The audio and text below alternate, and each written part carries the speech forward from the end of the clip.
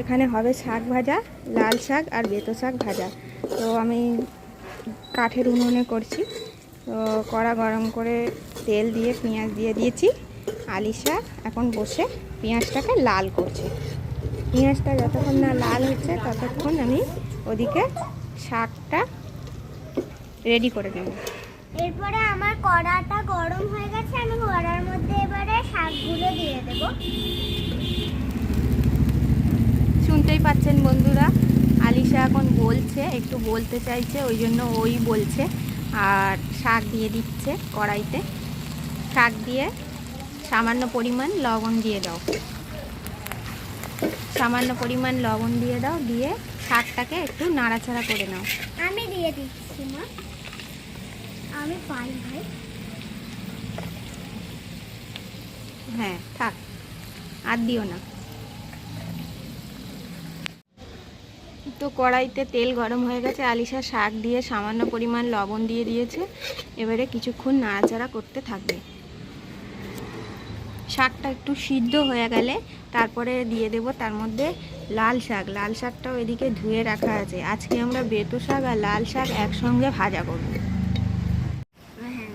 তো বন্ধুরা, ওই শাকটা একটু সিদ্ধ সিদ্ধ হয়ে এসছে। এবারে আলিশা এই যে কেটে রাখা লাল শাকগুলো ওর মধ্যে দিয়ে দেবে।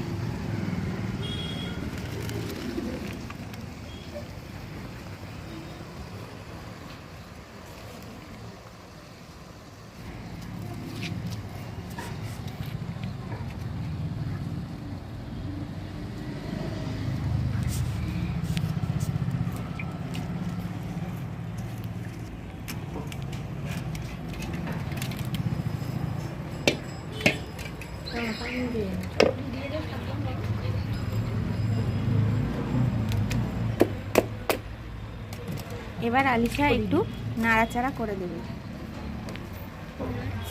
দুটো শাক একসঙ্গে ভালোভাবে নাড়াচাড়া করে মিশিয়ে নেবে।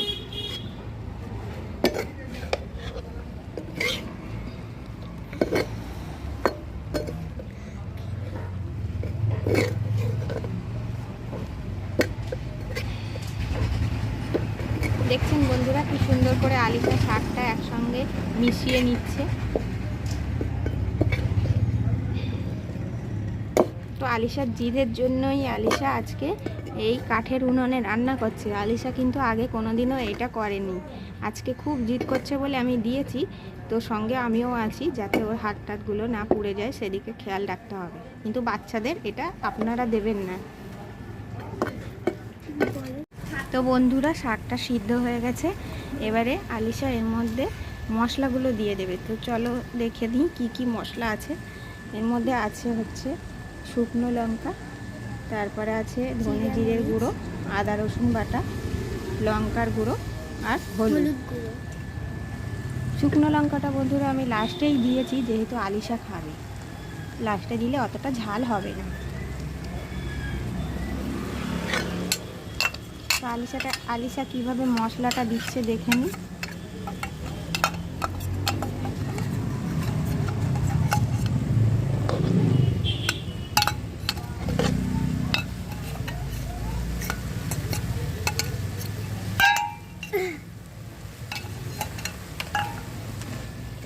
এবার আলিশা মশলাটাকে ভালোভাবে মাখিয়ে নেবে শাকের সঙ্গে।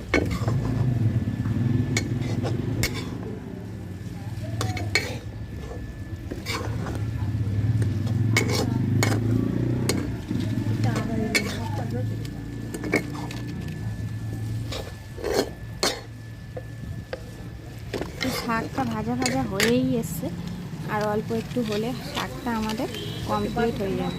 তো বন্ধুরা, আপনারাও বাড়িতে এইভাবে শাক ভাজা করে বানিয়ে খেয়ে দেখবেন।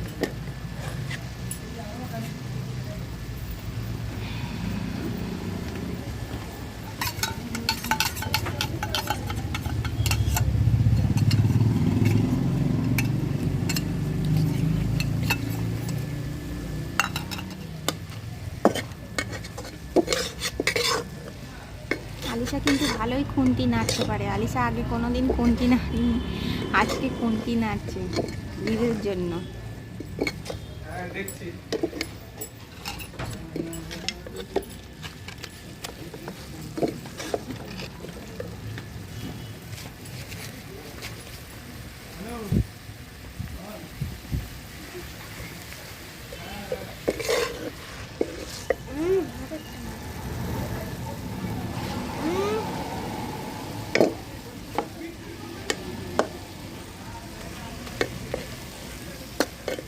আর একটু হলেই আমাদের শাক ভাজাটা রেডি হয়ে যাবে।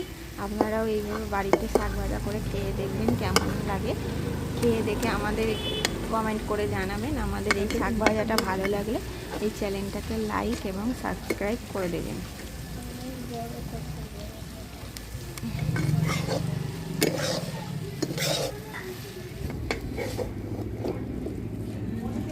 তো বন্ধুরা, আমার শাকটাকে আস্তে আস্তে করে পুরোটাই তোলা হয়ে যাচ্ছে।